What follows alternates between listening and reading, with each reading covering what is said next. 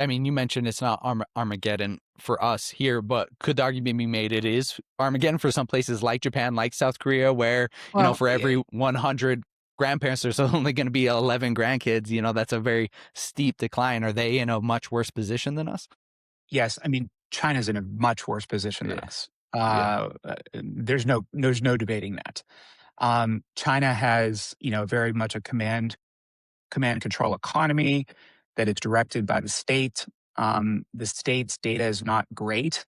And because of that, they've made decisions, they've made assumptions in their 5 and 10 year plans that did not take into account the rapid decline of births in their country. They were building, because local governments were incentivized, they were building for a future that was never going to come. Mm. And one of the statistics that I always love to share with folks is that China overbuilt their housing by 65 million units. Now, Whoa. just to put that in context Yeah. here for folks who are for playing along here and keeping score, that is the entire population of France. Yeah. So the entire population of France could effectively move to China and be housed overnight. This has caused their entire housing industry, where most Chinese have their investments held, more so than in the market like we do here, um, to lose money. And this has really slowed down the economy overall. One of the cascading impacts of this, too, is that young people, and we see this here too in America, this is not necessarily unique, but young people in China are effectively rejecting that work ethic, the Chinese work ethic of work hard, get ahead. They Hmm. call it lying down. Um, they don't think the future is built for them, and they're not going to contribute in the same way as a result. I still think Gen Z in particular has a lot of gusto and entrepreneurship in them, but it's clear they're frustrated with the way the world has been built and what they're inheriting. Mm. I haven't had the opportunity to go to China. I know one of your indexed 5 categories is the automation readiness.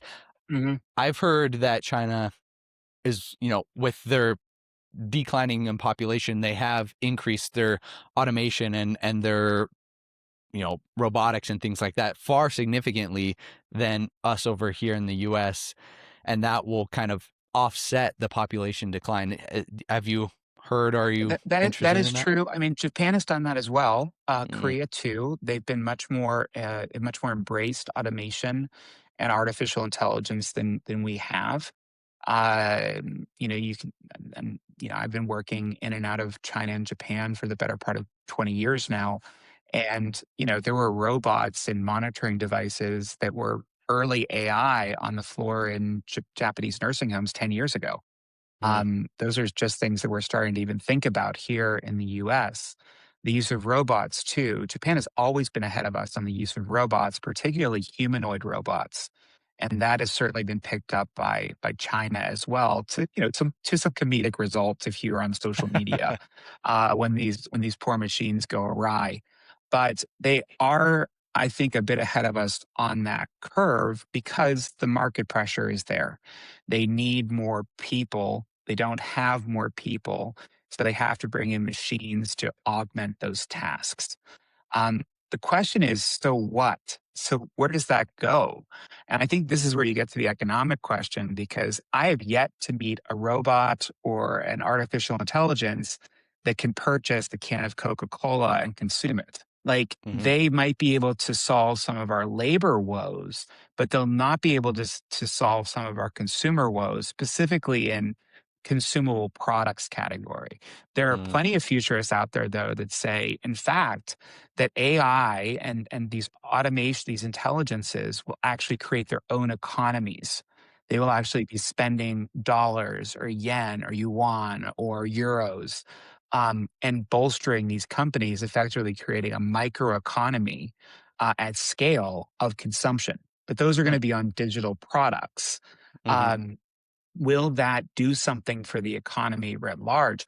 Probably, but this is really completely uncharted territory. So, anyone suggesting that they know what this is going to do is really just making a guess, and it's Yeah. barely an educated one, because it's like, introducing the wheel. like, oh my God, like this, what can this thing do? Oh, it turns out it can do everything.